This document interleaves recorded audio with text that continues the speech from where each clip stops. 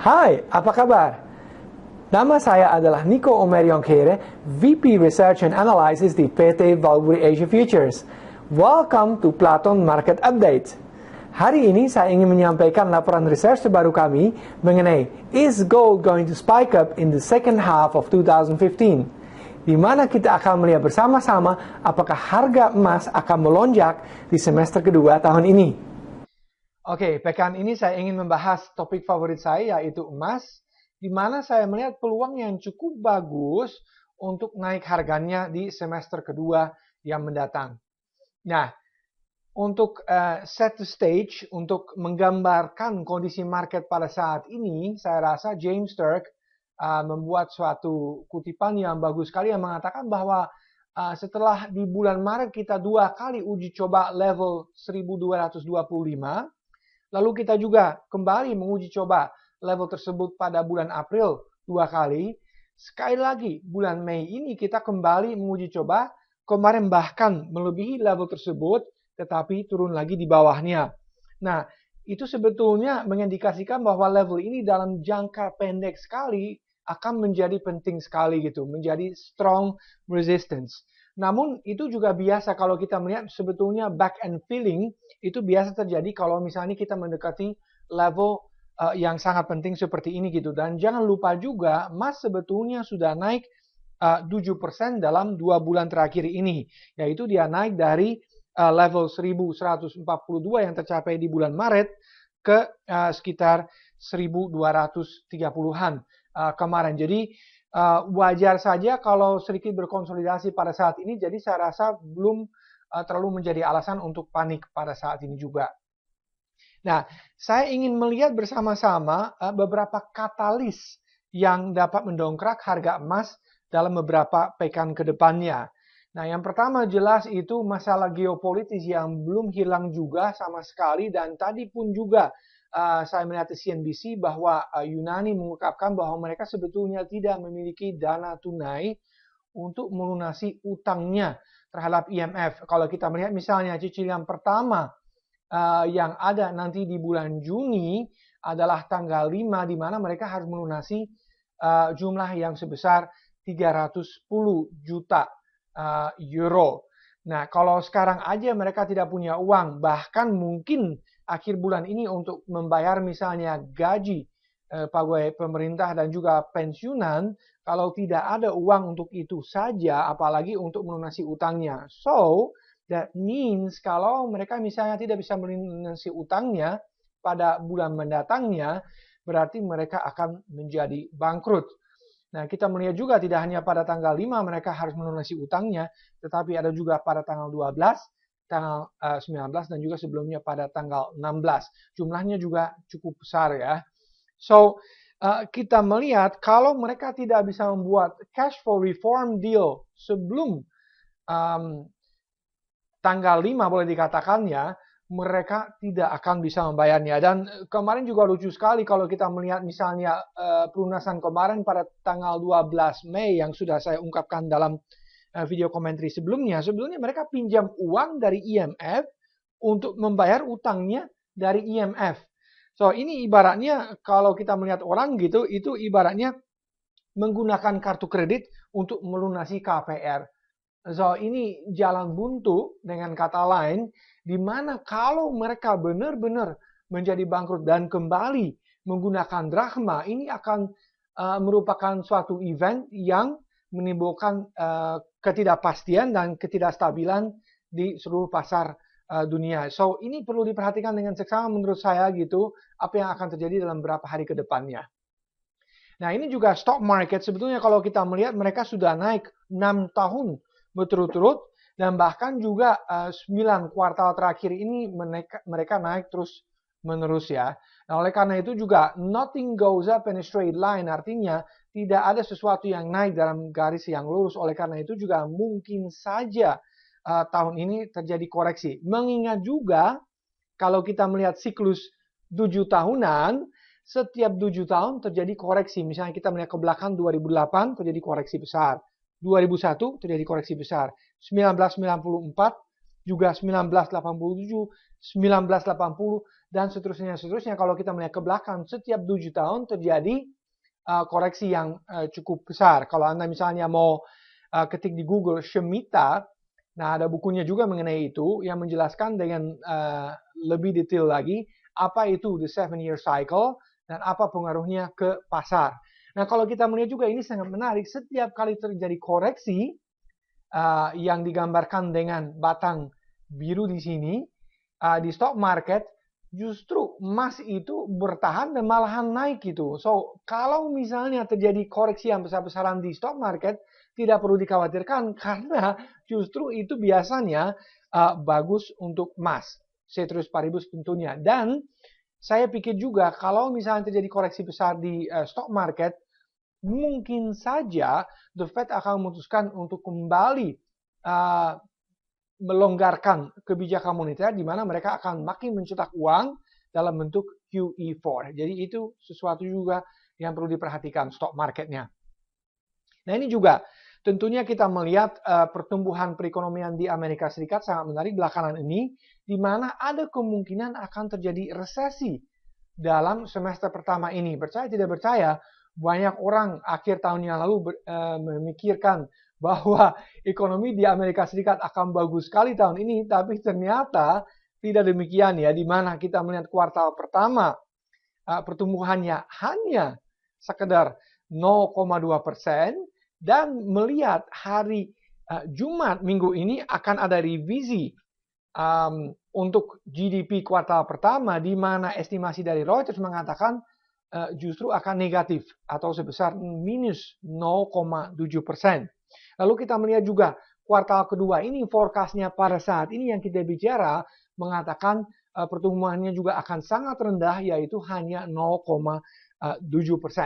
Nah implikasinya apa? Kalau misalnya GDP atau produk domestik bruto di Amerika Serikat itu turun, bagaimana dengan suku bunganya? Kira-kira Janet Yellen, kepala The Fed, apakah dia akan memutuskan untuk menaikkan suku bunga ketika misalnya perekonomian diambang resesi? Saya rasa tidak juga. Malahan justru seperti tadi juga saya katakan, dia kemungkinan akan mengambil keputusan untuk melakukan QE4. So, perhatikan dengan seksama juga pertumbuhan perekonomian di Amerika Serikat seperti apa ke depannya. Nah ini juga currency wars. Kita tahu bersama-sama bahwa pada saat ini terjadi perang mata uang di dunia. Tetapi ini pada akhirnya menurut saya akan menjadi bumerang. Kenapa demikian? Paling baik kita melihat kalau misalnya suatu negara mendevaluasi mata uangnya, mereka bisa mencuri pertumbuhan dari negara-negara yang lain ya karena mata uang mereka melemah, oleh karena itu juga ekspornya naik. Tetapi paling buruknya dan ini kemungkinan akan terjadi ke depannya itu bisa mendisintegrasi kepada inflasi. Kenapa demikian? Karena kalau misalnya Anda mendevaluasi mata uangnya sendiri, pada akhirnya akan terjadi inflasi. Kenapa? Karena purchasing power atau daya beli dari mata uang Anda akan kehilangan oleh devaluasi itu sendiri. Nah, bisa terjadi juga resesi. Ya, kenapa itu? Kalau misalnya ada negara di mana mata uangnya terlalu kuat karena dia tidak mau mengikuti devaluasi yang dilakukan oleh negara lainnya, justru ekspornya akan turun di negara tersebut dan GDP juga akan turun. Nah, lihat saja misalnya pada saat ini Amerika Serikat di mana dolarnya makin kuat belakangan ini justru kena dampaknya dari devaluasi yang dilakukan oleh negara lain seperti misalnya Eropa yang melakukan QE pada saat ini dan juga Jepang yang ada QE yang cukup besarnya. Lalu bisa juga terjadi retaliation atau misalnya pembalasan. Caranya bagaimana? Misalnya contohnya di Indonesia pada saat ini di mana ada tambahan biaya cukai untuk misalnya impor baja dari negara-negara lain seperti Cina, Korea Selatan, dan sebagainya. Kenapa? Untuk memproteksi industri baja di dalam negerinya. Dan terakhirnya juga paling buruk tentunya bisa menuju ke perang. Tidak hanya perang secara nyata, tapi juga perang dagang ya yang sering terjadi kalau kita mempunyai currency war seperti pada saat ini. Nah, kalau kita melihat gambar ini juga, saya tidak hanya pasang untuk dekorasi aja, tapi saya pengen memperlihatkan apa yang terjadi misalnya di antara China di satu sisi dan Amerika di sisi lainnya, di mana yang paling pintar kira-kira siapa pada akhirnya? Saya rasa mungkin China ya, yang pada saat ini justru memborong emasnya dan melempas dolar yang begitu berlimpah di China. Jangan lupa misalnya cadangan devisa dalam bentuk dolar. Di saat ini di China itu sudah melebihi 4 triliun US dollar. Suatu jumlah yang luar biasa besarnya. Oleh karena itu juga dia pada saat ini pelan-pelan tapi pasti melepas aset-aset yang berdenominasi US dollar seperti misalnya treasuries, obligasi pemerintah Amerika Serikat, dan juga aset-aset yang lainnya. Sementara Amerika Serikat tidak begitu peduli terhadap emas dan justru menjualnya atau melepasnya ke China. Nah, pada akhirnya juga kita harus mengingat siapa yang memegang emas akan memegang kekuasaannya. Pikir saja ke belakangnya, misalnya Amerika Serikat setelah Perang Dunia Kedua selesai, dialah yang paling banyak memiliki emas dan justru memimpin di seluruh dunia. So, disebutnya negara adidaya bukan karena dolarnya, tapi sebetulnya dulu karena dia begitu punya emasnya. Sekarang kalau kita membicarakan Amerika, saya sendiri tidak berani mengatakan negara adidaya karena dia punya utang yang paling besar di dunia. So, I think itu sedikit misplaced ya terminologi seperti itu. Justru yang saya lihat itu negara adidaya ke depannya nanti akan menjadi China karena dialah yang memegang paling banyak emas. Nah, kalau pengen simple lah ceritanya seperti apa kalau kita misalnya membangun rumah yang terdiri dari dolar, seperti apa nantinya. Nah, kalau kita membangun dengan euro, bagaimana? Dan kalau kita membangun dengan emas, bagaimana? Nah, jika terjadi badai, justru kedua rumah di atas ini kan hilang sama sekali. Tetapi rumah ini yang terdiri dari emas, itu tetap akan berdiri kokohnya. Artinya apa? Bahwa semua currencies, kalau kita melihat sejarah moneter, itu selalu kehilangan nilainya. Kenapa? Karena bank sentral yang mencetaknya selalu tergoda untuk makin mencetak uangnya. Karena begitu mudahnya. Tetapi kita sama sekali tidak bisa mencetak emasnya. Selalu ingat itu. Jadi oleh karena itu juga saya secara pribadi juga selalu lebih memilih untuk memegang emas ketimbang misalnya mata uang yang manapun juga. Boleh kuat, boleh lemah. Nah, ini juga kita melihat salah satu faktor yang akan mempengaruhi emas itu inflasi yang cenderung belakangan ini mulai naik. Nah, terlihat dari apa? Terlihat dari gaji-gaji di Amerika Serikat yang pelan-pelan tetapi pasti mulai merangkak naiknya. Nah, kenapa demikian? Itu pasti ada hubungan dengan tingkat pengangguran yang makin turun dan pada saat ini hanya mencapai 5,4%. So, ini juga perlu diwaspadai. Kalau misalnya inflasi ke depannya naiknya, itu pasti akan bagus untuk emas.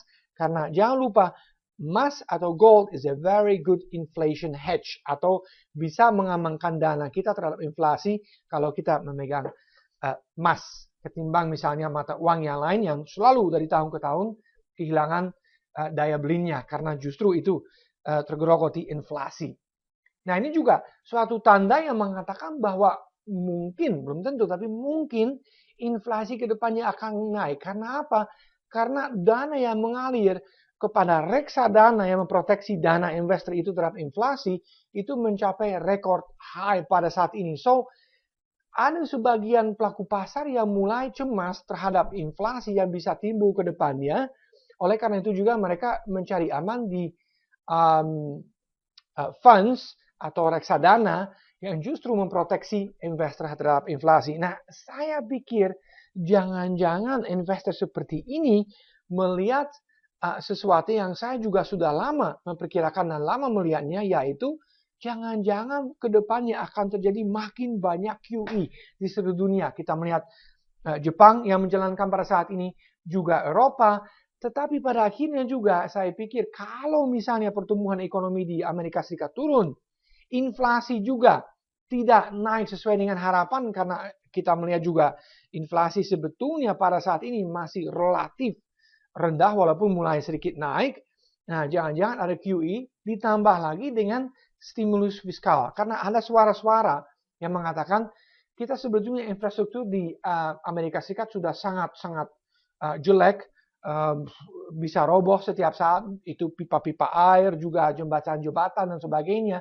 Infrastruktur secara umum kalau kita melihat mulai makin memburuk di Amerika Serikat. Oleh karena itu juga sebetulnya stimulus fiskal itu sangat tepat pada saat ini untuk menggalakkan pertumbuhan perekonomian di Amerika Serikat itu sendiri.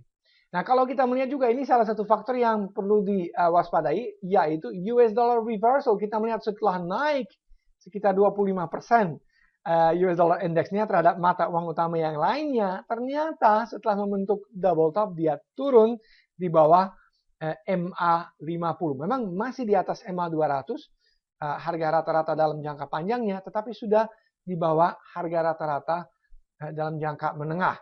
Nah, setelah membentuk bullish divergence di sini kita melihat, dan juga ada buy signal di MACD, memang dia naik. Bahkan pekan yang lalu naik 3% lebih. Kenapa demikian? Karena euro justru turun 4% lebih. Ada beberapa alasan kenapa euro begitu anjlok pekan yang lalu. Ada front loading dari QE sendiri yang akan dilakukan oleh ECB pada bulan Mei dan Juni. Dan juga ada data-data di Amerika Serikat seperti misalnya data perumahan yang berada di atas estimasi. Namun, meskipun demikian, saya melihat ini mungkin saja hanya sebatas rebound ke MA50, di mana setelah tersentuhnya level ini, kemungkinan dia akan turun kembali. Jadi, perlu dilihat dengan seksama level ini, MA50 yang berada di 97 pada saat ini, apakah bisa terlampaui pekan ini atau tidak. Pada saat kita bicara, hanya sebagai pengetahuan aja, levelnya sekarang di US dollar index itu 96.44 ya. So, we are getting close, kita makin dekat, tetapi belum tercapai pada saat ini. Nah, lalu saya melihat juga tadi sangat menarik quote report yang saya juga sering tampilkan dalam video komentar ini, yang menunjukkan posisi dari non-commercials yang merupakan spekulator atau hedge funds yang pada umumnya hanya merupakan trend followers yang mengikuti tren naik atau tren turun, dan commercials atau smart money. Nah, yang paling penting sebetulnya adalah the smart money yang pada akhirnya selalu benar posisinya. Nah, kita melihat pada saat ini di euro, spekulator itu punya posisi short 5 kali lipat ketimbang posisi long. Artinya mereka itu sangat-sangat bearish terhadap euronya. Sedangkan the commercials atau the big banks, mereka justru hampir 3 kali lipat lebih long ketimbang short. Artinya mereka jauh lebih optimis terhadap euro ke depannya ketimbang misalnya spekulator yang pada saat ini sangat-sangat short atau punya posisi jual banyak sekali. Kesimpulan apa? Bahwa dalam waktu dekat ini bisa terjadi short squeeze, di mana orang yang punya posisi jual terpaksa harus melepas posisi dengan posisi beli. Karena apa? Karena euro ternyata naik kembali gitu.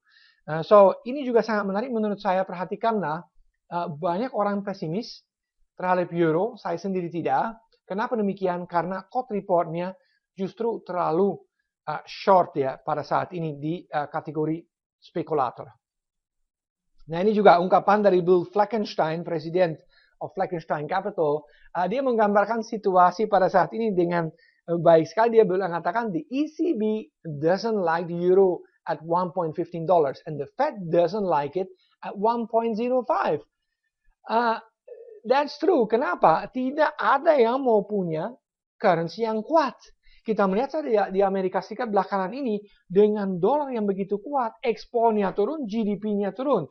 Namun sebaliknya, gambaran di Eropa, terutama misalnya di Jerman yang punya produk ekspor begitu banyak, misalnya machinery, mobil, dan seterusnya, mereka justru bisa meningkatkan ekspornya karena euro begitu lemah. Jadi ECB atau Eropa tidak suka euro di 1.15, kenapa? Karena turun mahal. Sedangkan the Fed tidak suka kalau euronya turun sampai 1.05. Kenapa? Karena justru ekspor dia akan kena. So, oleh karena itu juga saya pikir kedua level ini akan menahan pergerakan euro terhadap dolar pada saat ini dan akan main pingpong istilahnya di antara kedua level tersebut. So, kalau misalnya ada yang mengharap euro akan anjlok banyak atau misalnya sebaliknya US dollar akan naik banyak, saya rasa tidak juga. Justru pada saat ini cenderung akan berkonsolidasi. Nah, biarpun misalnya kita salah dan ternyata dolar itu makin kuat ke depannya, it's not always a problem. Karena orang mengatakan US dollar selalu bergerak berbalik dengan emasnya, atau dengan kata lain ada korelasi negatif di antara dolar di satu sisi dan emas di sisi lainnya. Tidak selalu demikian, karena kalau kita melihat misalnya contohnya yang baru saja terjadi di antara November 2014 dan Februari 2015, US dollar dan emas justru sama-sama naiknya hampir 8% dalam periode tersebutnya. Nah, sekarang mungkin Anda bingung, kok kenapa bisa seperti itu?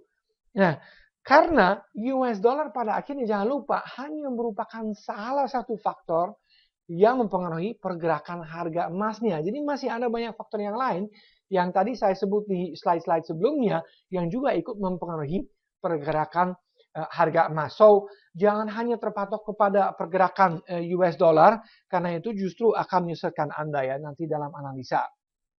Nah, kita melihat juga Iran juga sekali lagi perlu diperhatikan dengan seksama. Bulan depan kemungkinan akan ada keputusan di mana sanksi terhadap Iran itu akan dihilangkan. Dengan kata lain, mereka bisa kembali menumbuhkan perekonomian, mereka juga bisa meningkatkan produksi minyak dan sebagainya, dan kekuasaan mereka akan makin naik. Nah, pada saat ini Saudi Arabia penting untuk diketahui merasa sebagai pemimpin di Timur Tengahnya. Ya, melihat saja misalnya OPEC-nya, dia punya suara yang paling keras dan suara yang paling besar. Kenapa demikian? Karena dia memang ekspor paling banyak minyaknya ke negara majunya. Namun Iran mulai makin berani dan mereka ingin menantang posisi ini. Itu juga ada hubungannya tentunya dengan perang yang terjadi di antara Syiah, suku Syiah dan suku Sunni. Nah, suku Syiah itu dominan di Iran dan suku Sunni itu justru dominan di Saudi Arabia. Jadi boleh dikatakan mereka itu musuh bebuyutannya. Perlu diketahui juga bahwa Iran secara tidak langsung pada saat ini menguasai 4 ibu kota di Timur Tengahnya, yaitu Irak, Syria, Lebanon, dan Yaman. Nah, coba melihat di petanya, jelas sekali kan posisinya Saudi Arabia kejepit di antara negara-negara yang justru dikuasai oleh Iran. Dan juga udah ada banyak analis yang mengatakan bahwa Saudi Arabia sebetulnya sangat riskan posisinya pada saat ini dan akan kalah pada akhirnya terhadap Irannya. Nah, di sini juga menarik juga di Saudi Arabia setelah timur di mana ada lapangan minyak yang besar sekali seperti Al-Ghawar misalnya, salah satu lapangan minyak terbesar di dunia. Nah, ini justru didominasi oleh Syiah. So, Iran memang menurut saya akan coba untuk bikin kekacauan di daerah ini gitu dengan menggunakan populasi di sini yang juga terdiri dari Syiah seperti di Iran. Nah, komoditas juga itu mulai memperlihatkan kenaikan setelah turun bertahun-tahun. Kita melihat membentuk double bottom di sini dan naik. Nah, emas juga most of the time, kebanyakan dari waktu itu disebut komoditas. Saya sendiri menyebutnya uang, tapi nevertheless kebanyakan orang melihatnya seperti komoditas. Nah, kalau komoditas misalnya naik ke depannya, harusnya ceteris paribus juga emas juga itu naik.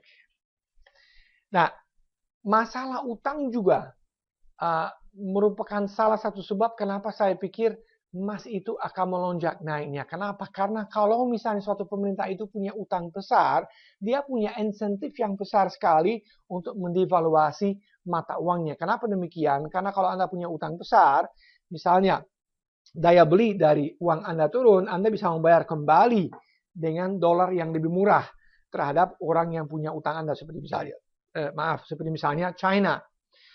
Juga kalau kita melihat emas itu sendiri tidak bisa dicetak seperti misalnya US dollar. So, kita melihat US dollar yang makin berlimpah di dunia, sedangkan emas itu naik hanya boleh dikatakan 1 sampai 1,5% setahun. Nah, pada akhirnya siapa yang lebih kuat? Jelas dari grafik ini kita melihatnya sejak pendirian The Fed di tahun 1913, kita melihat bahwa US dollar ternyata terhadap emas itu telah kehilangan daya belinya sebesar 98%. So, you can imagine hanya tinggal 2% saja dan tamatlah sudah nasibnya US dollar. Also, perlu diketahui bahwa utang di Amerika Serikat pada saat ini sudah mencapai 18,1 triliun US dollar lebih dan diperkirakan pada tahun depannya 2016 akan mencapai sekitar 20 triliun. Itu juga dengan catatan kalau perekonomian melemah lagi seperti pada saat ini. Dan terakhirnya, Richard Russell mengatakan sesuatu yang sangat wise, sangat bijaksana. Kalau misalnya negara yang punya utang yang makin banyak seperti Amerika Serikat, apakah itu bisa dia melakukan misalnya kenaikan suku bunga? Saya rasa sangat sulit. Kenapa demikian? Karena kalau Anda menaikkan suku bunganya, justru beban bunganya itu akan naik ratusan miliar, bukan ratusan juta, tapi ratusan miliar dolar. So, Anda dengan kata lain mengiris tangannya sendiri dengan menaikkan suku bunga. Oleh karena itu juga ini merupakan salah satu alasan kenapa saya pikir Janet Yellen, kepala The Fed, akan sulit sekali untuk menaikkan suku bunga dalam waktu dekat ini karena utangnya itu di Amerika Serikat sendiri makin besar. Jadi dia juga akan ditekan seolah-olah oleh pemerintahnya untuk menahan diri gitu karena utangnya begitu besar. Nah ini juga tentunya kalau suku bunga tidak naik, dolarnya yang tadinya naik karena harapannya suku bunga akan naik akan turun lagi dan itu seharusnya saya terus paribu sekali lagi itu bagus untuk emas. Dan terakhirnya salah satu katalis yang saya juga melihat adalah bahwa gold is the least expensive and over 100 years, paling murah dalam 100 tahun. Nah, terhadap apa? Terhadap the monetary base atau peredaran uang di Amerika Serikat itu sendiri. Kita melihat kalau misalnya rasio ini di bawah 1, that's a very, very, very strong buy untuk gold. Namun kalau misalnya sebaliknya rasio ini di atas 3, that's a very, very strong sell untuk gold. Nah, kita melihat pada saat ini jelas sangat-sangat rendah. Jadi kenaikannya itu masih luar biasa besarnya menurut saya gitu. Emas nanti pada akhirnya banyak orang akan terkejut kalau emas itu mencapai ribuan dolar. Nah, ini sedikit teknikal juga supaya ada gambarannya. Kita melihat Elliott Wave Structure-nya pada saat ini bull market mulai sekitar 1998 kita melihat wave 1 naik, wave 2 turun, wave 3 naik yang terdiri dari subwave 1, 2, 3, 4, dan 5. Dan sekarang kemungkinan besar kita sudah membentuk wave 4. Ya, kenapa demikian? Karena ini juga kebetulan tepat sekali dengan Fibonacci retracement sebesar 61,8% yang ada di sekitar 1150.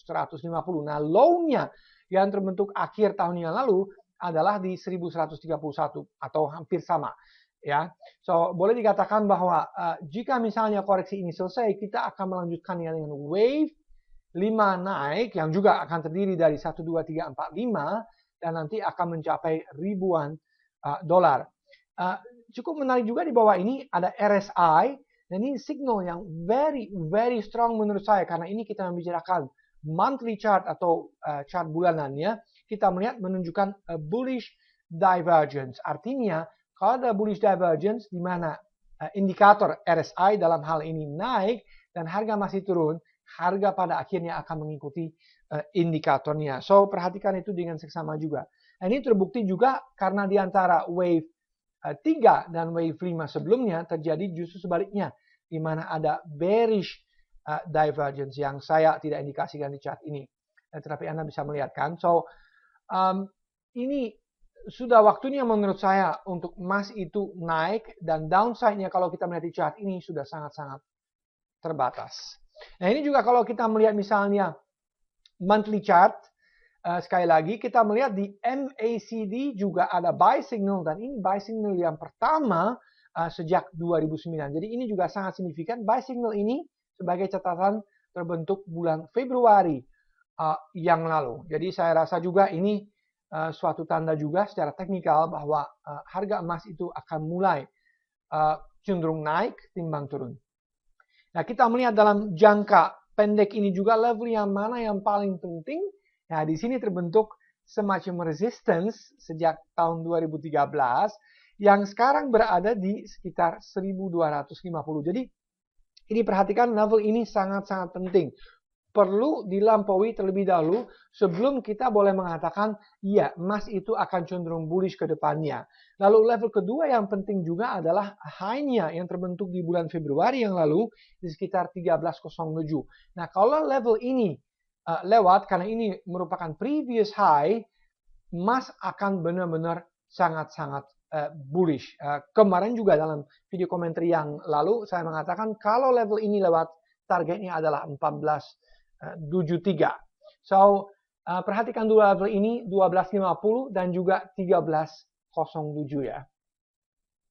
Lalu kalau kita melihat very short term di daily chart, kita melihat bahwa sebetulnya pergerakan emas luar biasa menurut saya dan cenderung tahan karena kita melihat pekan yang lalu dolar naik 3% lebih terhadap currency yang lain, tetapi emas bertahan di atas 1200. Ini juga sekali lagi merupakan tanda yang cukup bagus dan kita melihat juga RSI maupun MACD cenderung flat. So far so good I would say.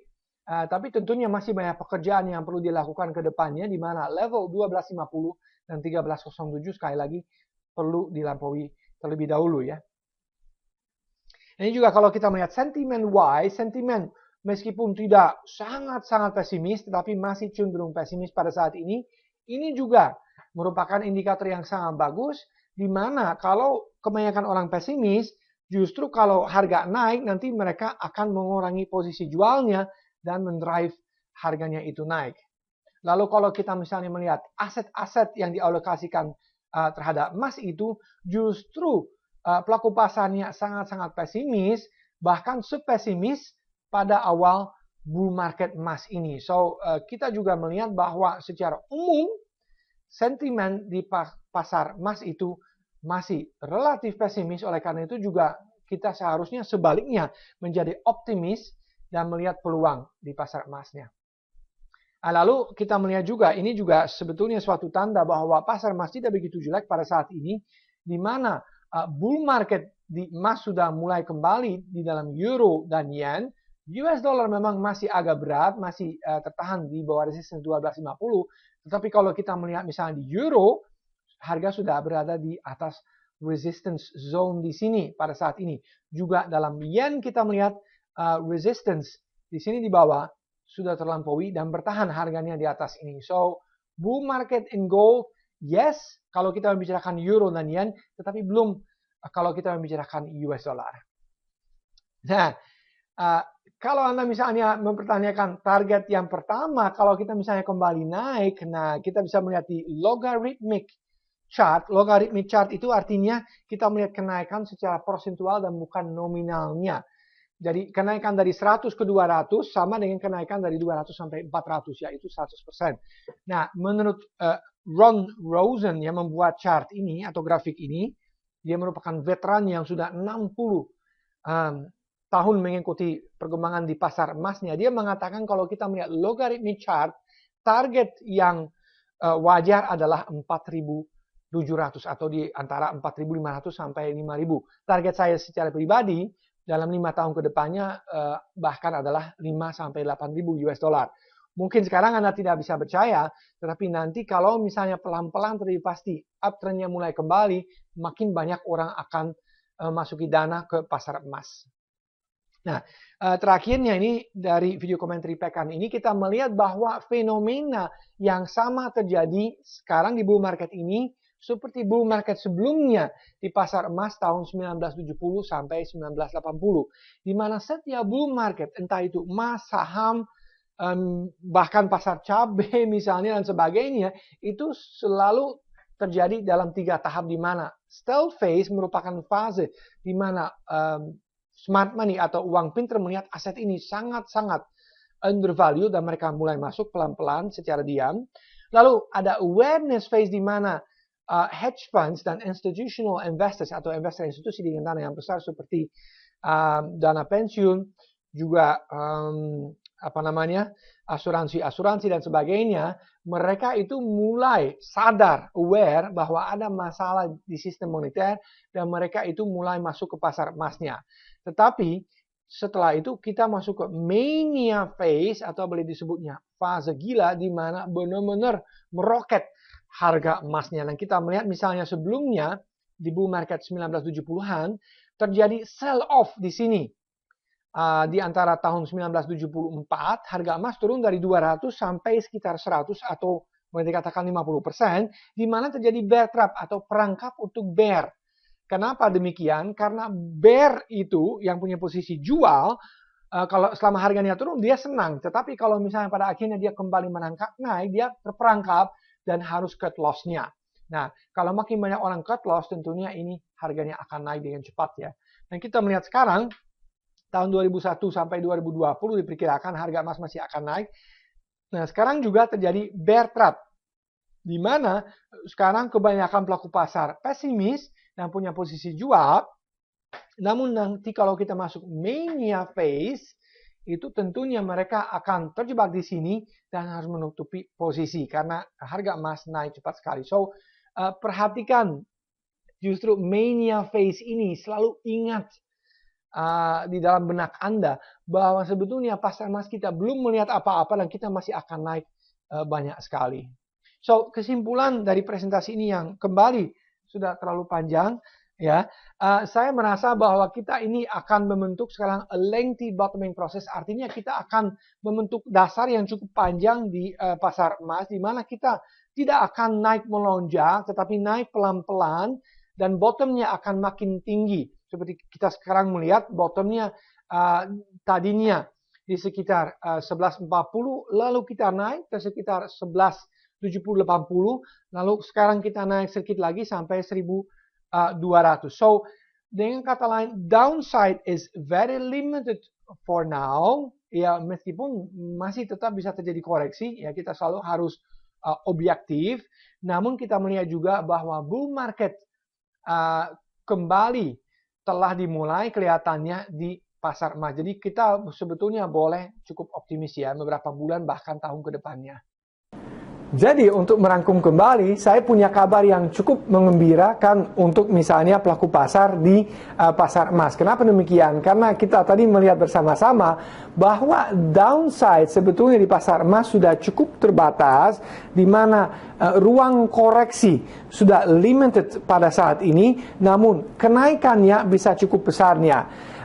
Tetapi perlu disampaikan juga, jangan sekarang terlalu euforis karena masih ada dua level yang perlu dilampaui terlebih dahulu sebelum kita boleh mengatakan bahwa pasar emas benar-benar bullish, yaitu level pertama di 1250 yang merupakan level resistance yang terbentuk dari trendline resistance saat ini, dan juga level kedua di 1307 yang merupakan level tertinggi sebelumnya pada bulan Januari 2015. Jadi kalau kedua level ini lewat, baru kita boleh mengatakan pasar emas benar-benar bullish dan kita seterusnya akan naik mendekati level 1500 tahun ini. Sekian dari saya untuk saat ini. Sampai jumpa di video komentari berikutnya.